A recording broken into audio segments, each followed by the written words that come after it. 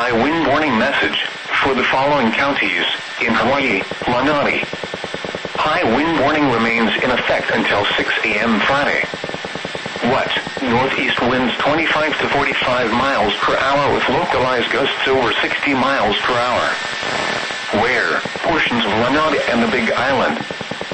When? Until 6 a.m. Friday. Impacts. Damaging winds may blow down trees and power lines and damage roofs. Power outages are possible.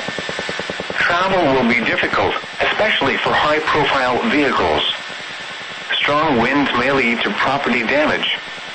Hazardous driving conditions due to powerful crosswinds will pose a serious risk for drivers, especially for lightweight and high-profile vehicles. Loose outdoor items should be brought inside or secured properly. Wind advisory remains in effect